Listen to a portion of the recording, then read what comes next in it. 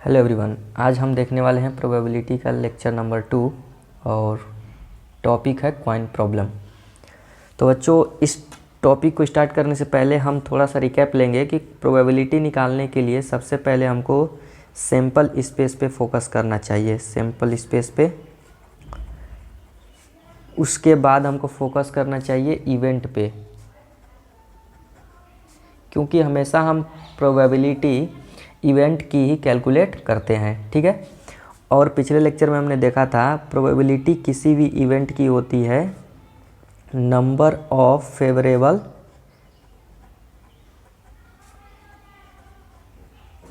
Outcomes upon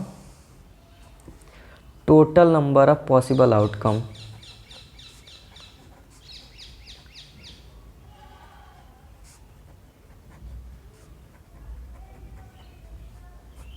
ठीक है, तो सैंपल स्पेस हमको बनाना पड़ेगा, क्योंकि total number of possible outcomes ही क्या होता है, हमारा सैंपल स्पेस होता है। तो चलिए देखते हैं कि अगर एक कॉइन हो हमारे पास तो सैंपल स्पेस कैसे बनेगा। केवल एक कॉइन को टॉस किया जाएगा तो ठीक। तो इसके लिए सैंपल स्पेस बहुत ईजी है, क्योंकि कोई भी एक सिक्का लेंगे और हम उसको टॉस करेंगे तो या तो हेड आएगा या तो टेल आएगा, यही दो पॉसिबिलिटी बनती हैं। तो सैंपल स्पेस हो जाएगा हेड या टेल, ठीक है। अगर हम एक से ज़्यादा सिक्का ले लें, अगर दो कॉइन लेते हैं तब क्या होगा ये देख लेते हैं। ये सैंपल स्पेस हमको याद रखना है या फिर बनाने का तरीका भी सीख लेंगे हम लोग। तो दो कॉइन लेंगे तो क्या होगा, दो कॉइन ऐसे बना लेंगे। पहले कॉइन पे हेड आएगा या टेल आएगा, दूसरे कॉइन पे भी या तो हेड आएगा या तो टेल आएगा। अब थोड़ा सा इसको ध्यान से देखेंगे कि सैंपल स्पेस दो कॉइन रहे तो कैसे बनाते हैं। बच्चों, पहले कॉइन पे अगर हेड आएगा तो क्या इसकी गारंटी है कि दूसरे वाले पे भी हेड आ रहा होगा? नहीं। जब इस पे हेड आएगा तो दूसरे पे हेड भी हो सकता है या टेल भी हो सकता है। तो हम ये कहेंगे कि अगर पहले पे हेड होगा तो दूसरे पे हेड हो सकता है या दूसरे पे टेल हो सकता है। ऐसे ही अगर पहले पे टेल होगा इस पे तो दूसरे पे क्या होगा, हेड हो सकता है या दूसरे पे भी टेल हो सकता है। तो यहाँ से हम सैंपल स्पेस बनाएं तो हमको मिलेगा S इक्वल टू पहले पे हेड दूसरे पे भी हेड, पहले पे हेड दूसरे पे टेल, पहले पे टेल दूसरे पे हेड, पहले पे टेल दूसरे पे भी टेल। ठीक है बच्चों, तो दो कॉइन होगा तो ऐसे हम सैंपल स्पेस बना सकते हैं। अब दो से ज़्यादा कॉइन आएंगे, तीन कॉइन आएंगे, तब क्या करेंगे? तो तीन कॉइन का भी हम लोग देख लेते हैं कैसे सैंपल स्पेस बनता है। तो 3 कॉइन्स हमारे पास होंगे ऐसे, ठीक है। अब दो का तो हमको पता चल चुका है, क्या हेड हेड होगा, हेड टेल होगा, टेल हेड होगा या टेल टेल होगा। तो तीसरे वाले पे क्या आएगा, हेड आएगा या टेल आएगा। अब देखो, जब दो पे हेड हेड आए होंगे तो तीसरे पे हेड हो सकता है या टेल हो सकता है। तो हम इस तरीके से कर लेंगे, सैंपल स्पेस बन जाएगा। अब मान लो कि पहले पे हेड दूसरे पे टेल, तो तीसरे पे क्या आएगा, तीसरे पे हेड आ सकता है और तीसरे पे टेल भी आ सकता है। ऐसे ही करके हम सैंपल स्पेस बना सकते हैं। और फिर इसको भी हम लोग क्या करेंगे, नोट करेंगे। तो 3 सिक्के फेंकेंगे तो सैंपल स्पेस कैसे बनेगा, हेड हेड हेड। देखो, head head head, head head tail, head head tail, फिर यहाँ से head tail head, head tail head, head tail tail, tail head head, tail head tail, tail tail head, tail tail tail. ये हुआ total sample space. तो आपके exam में केवल 3 coins को ही टॉस करा सकता है, इससे ज़्यादा चांसेस नहीं बनते हैं, ठीक है। तो हम एक और चीज़ इसमें देख लेते हैं कि एक सिक्के को अगर हम फेंकते हैं तो कितने पॉसिबल आउटकम्स हमको दिख रहे हैं, 1 2, यानी 1 कॉइन को फेंके तो 2 के पावर 1 2 आउटकम्स। दो सिक्के को फेंके तो 1 2 3 4, यानी 2 सिक्के को फेंक रहे हैं तो 2 के पावर 2 4 आउटकम्स।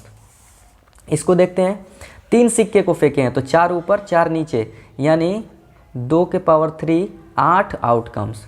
तो यहाँ से हम देख सकते हैं कि जितने कॉइन फेंकेंगे उतना पावर हम लगा दे रहे हैं, ठीक है। ताकि हमारा सैंपल स्पेस निकल जाए। अच्छा, तो अगर हमारे पास मान लेते हैं कि 4 कॉइन्स है, कितने कॉइन्स हैं? 4 कॉइन्स, तो सैंपल स्पेस कितना होना चाहिए? 2 के पावर 4 होना चाहिए, इक्वल टू 16। ठीक है, इसका मतलब अगर मेरे पास m कॉइन्स होंगे तो सैंपल स्पेस कितना होना चाहिए? सैंपल स्पेस 2 के पावर m। तो आपसे एक क्वेश्चन है, आप बताएंगे इस क्वेश्चन को कि अगर मेरे पास 10 कॉइन्स हैं तो सैंपल स्पेस कितना होगा? 10 कॉइन्स को अगर फेंका जाए तो सैंपल स्पेस कितने होंगे? तो आंसर होगा 2। ठीक है, अब जितने सिक्के होते हैं उतना पावर लिखते हैं, जितना सिक्का उतना पावर लिख दो। 2 के पावर 10, ये होता है 1024 आउटकम्स। अब इतने सैंपल स्पेस आपको मिलेंगे। ठीक है, सैंपल स्पेस कहने का मतलब ये है कि कितने आउटकम्स आपको मिलेंगे। ठीक है, तो ये तो हम समझ लिए। अब इसी कंसेप्ट पे हम कुछ क्वेश्चंस लेंगे और उसको सॉल्व करने की कोशिश करते हैं। तो क्वेश्चन हमारा पहला है बच्चों, 2 coins are tossed simultaneously, find the probability of getting this. तो पहले देखो सवाल में दिया हुआ है 2 सिक्के हैं। कितने सिक्के? 2 कॉइन्स। अब जब 2 सिक्के को फेंकेंगे तो टोटल आउटकम्स कितना होगा? 2 के पावर 2 यानी 4। अब सिंपल स्पेस बना लेते हैं, head head head tail tail head tail tail. अभी हम सीखें कैसे बनाते हैं। ठीक है, अब बोल रहा है एग्जैक्टली 1 हेड होना चाहिए। अब प्रोबेबिलिटी निकालते हैं क्वेश्चन नंबर 1 इसकी। तो प्रोबेबिलिटी किसकी निकालना है? Exactly 1 head. बताओ इसमें से देखो कितने तुम्हारे फेवर में है, यानी कि कितने ऐसे आउटकम्स देख रहे हैं जहां पे केवल 1 हेड दिख रहा है आपको। तो यहाँ तो 2 हेड है, नहीं ले सकते, कह रहे एग्जैक्टली 1 हेड होना चाहिए। हाँ, यहाँ पे केवल 1 ही हेड है तो ये वाला हमारे हिस्से में आ जाएगा। यहाँ पे भी कितने हेड? केवल 1 हेड, तो हमारा ये। और यहाँ पे तो हेड है ही नहीं, इसका मतलब 1 हेड केवल लेना था, तो यही 2 हमारे फेवर में हुए, लिखेंगे 2। और टोटल कितने आउटकम्स हैं वो नीचे लिखा जाता है। तो प्रोबेबिलिटी निकली 1/2। अब आते हैं दूसरे क्वेश्चन पे, कह रहा है कि एट मोस्ट 1 हेड।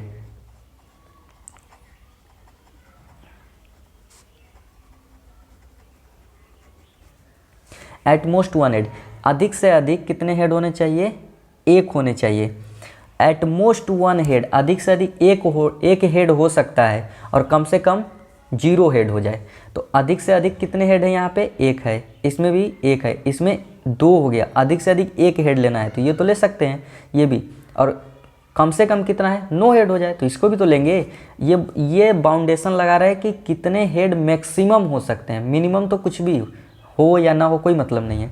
तो यानी हमारे फेवर में आ गए 3 आउटकम्स, 3, और टोटल पॉसिबल आउटकम्स हैं 4। ये हो गया प्रोबेबिलिटी। अब तीसरा वाला क्वेश्चन देख लेते हैं बच्चों, कह रहा है कि नो टेल, इसकी प्रोबेबिलिटी क्या होगी? नो टेल की प्रोबेबिलिटी बताइए। तो बताओ कितने ऐसे आउटकम्स इसमें दिख रहे हैं जहाँ टेल नहीं दिखाई दे रहा है हमको?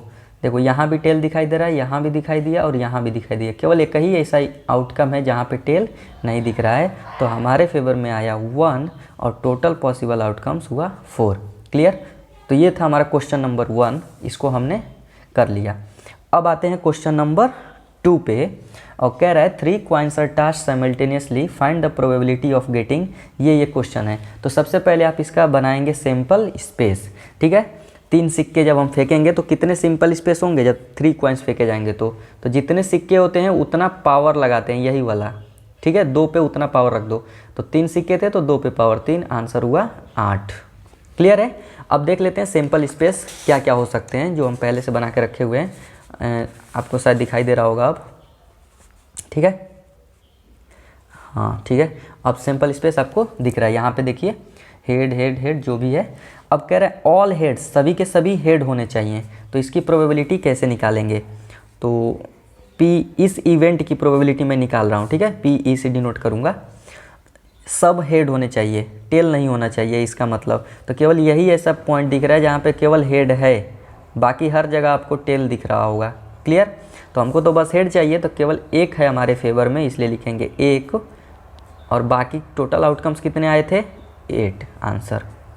ये कह रहा है ये वाली प्रोबेबिलिटी कैसे निकालेंगे, कह रहा है 2 हेड्स, ठीक है, 2 हेड होने चाहिए, 2 से न कम 2 से न ज़्यादा। तो यहाँ तो 2 से ज़्यादा हेड दिख रहा है, नहीं ले सकते। यहाँ 2 हेड दिख रहा है, इसको ले लेंगे, 1 हो गया हमारे लिए। यहाँ पे भी 2 हेड दिख रहा है, इसको भी ले लेंगे। यहाँ केवल 1 हेड नहीं ले सकते, यहाँ 2 हेड ले सकते हैं। यहाँ 1 हेड 1 हेड 1 हेड, यानी 1 2 3 3 ऐसे पॉइंट दिख रहे हैं जहाँ पे 2 हेड दिखाई दे रहा है हमको, अपॉन 8। ये हुआ प्रोबेबिलिटी। क्लियर। अब आते हैं तीसरे नंबर पे, कह रहा है इसकी प्रोबेबिलिटी बताओ। तो इस इवेंट की प्रोबेबिलिटी कैसे लिखोगे, ठीक है। तो यहाँ पे देखो बच्चों, 1 हेड, 1 हेड होगा तो चलेगा, 1 से कम हो गया तब भी नहीं चलेगा, 1 से ज़्यादा हो गया तब भी नहीं चलेगा।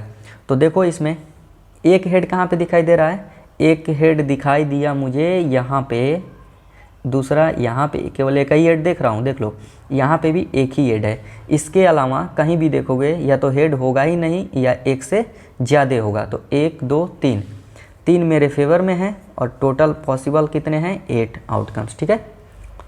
अब कह रहे हैं एटलीस्ट 2 हेड्स, इसका मतलब थोड़ा समझो, कम से कम 2 हेड होने चाहिए। एटलीस्ट बोल रहा है, कम से कम 2 हेड, तो अधिक से अधिक 2 से ज़्यादा हो सकते हैं, 2 से कम नहीं होने चाहिए। तो 2 से ज़्यादा ले सकते हैं, इसको भी ले सकते हैं क्योंकि यहाँ पे 3 हेड है, यहाँ भी ले सकते हैं, यहाँ भी ले सकते हैं, यहाँ नहीं ले सकते। तो 1 2 3, कम से कम 2 हेड लोगे, अधिक से अधिक 3 हेड भी हो तो चलेगा। तो 1 2 3 4 4 हमारे फेवर में आ रहे हैं, तो लिखेंगे 4/8, आंसर आया 1/2, ठीक है। अब आते हैं ऑल हेड्स और ऑल टेल्स। इसका मतलब हुआ कि जो आउटकम्स आपको दिख रहा होगा, जिस इवेंट की प्रोबेबिलिटी आप निकालना चाहते हैं, उसमें या तो केवल हेड दिखे या तो केवल टेल दिखे। इस और का मतलब क्या होता है बच्चों, थोड़ा ध्यान से समझो। और का मतलब ये हुआ कि अगर केवल हेड दिखता है तब भी हमारे फेवर में है, और केवल टेल दिखता है तब भी हमारे ही फेवर में है। जैसे मैं आपको एक एग्जांपल देता हूँ, अगर ये कहूँ कि चाहे तुम फेल हो या पास हो, मैं तुमको लैपटॉप दूंगा, ठीक है। अब यहाँ पे मैं क्या बोल रहा हूँ, और लगा रहा हूँ, ठीक है। ईदर यू पास और fail, I will give you laptop, ठीक। तो इससे क्या होता है, अगर आप फेल हो जाते हो तब भी आपको लैपटॉप मिल रहा है, पास हो जाओगे तब भी आपको लैपटॉप दिया जाएगा। इसका मतलब और क्या करता है, इन दोनों में से कोई भी घटनाएं अगर हो जाएं तो वो आपके फेवर में हो गई। इसलिए हम देखेंगे दोनों में जो अगर कहीं भी मिल जाएं ये दोनों, तो उनको हम ले लेंगे क्योंकि दोनों हमारे फेवर में हैं। तो याद रखना, मैथमेटिक्स में जब भी और दिखे तो इन दोनों में कोई भी मिले, आपका काम हो रहा है, ठीक है।